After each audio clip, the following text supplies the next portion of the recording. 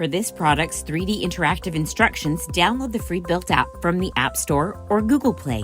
An iPad displays a Built product overview page showing how many people, how much time, and how many steps the project entails.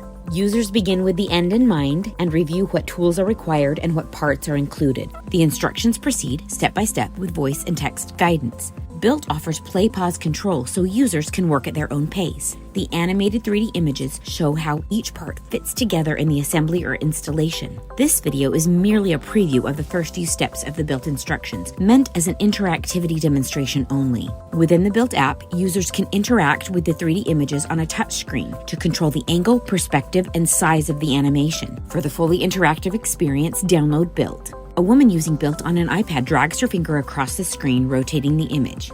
Pinch to zoom. She enlarges the image and taps on a part for details. For 3D interactive instructions, download Built on a mobile device.